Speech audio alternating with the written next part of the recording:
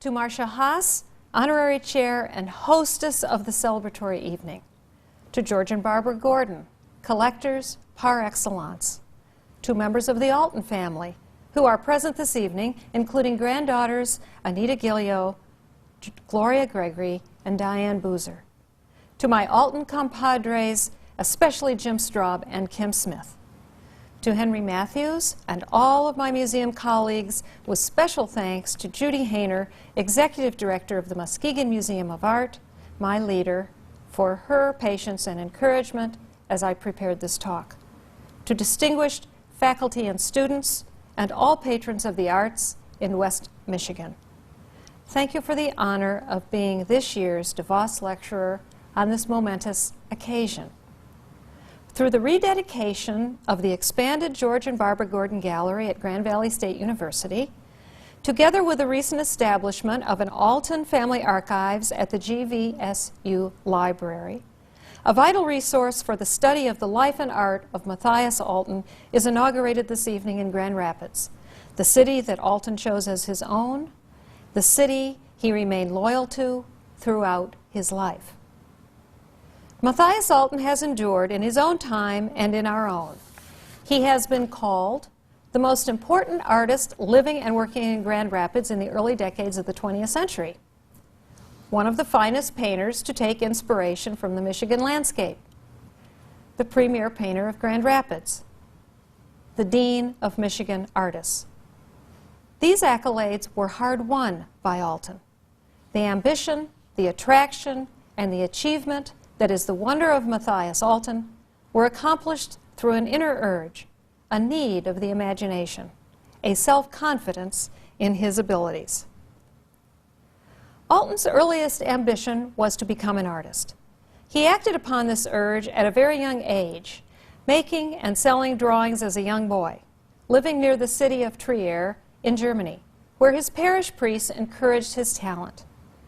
Alten acknowledged, probably even before emigrating to America, that to succeed at his chosen profession, he must accept an abiding lesson which he extolled in early Grand Rapids press accounts, that the artist must be willing to do a great amount of work for which he is never rewarded.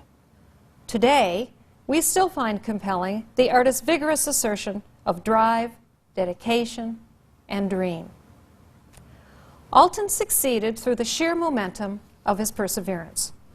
The press described him as a young man endowed with energy, determination, and pluck. He was a consummate painter. The number of works documented in the Alten Catalogue Raisonné is 1,600 and counting. His creed was to draw, observe, and work. Alten also succeeded because of his genuine attachment to his adopted city and its surrounding landscape.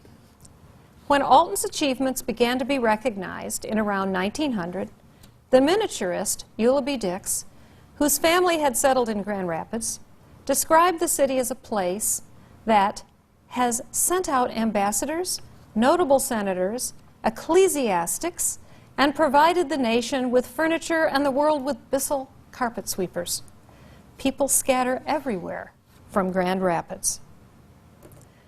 Dix herself and a number of Alten's contemporaries who had been born in Grand Rapids or spent their formative years here and even continued to maintain ties in West Michigan, the artists Frederick Stewart Church, William Henry Howe, Will Howe Foote, Gregory Smith, Garrett Benneker, George Glenn Newell, all went on to establish themselves elsewhere.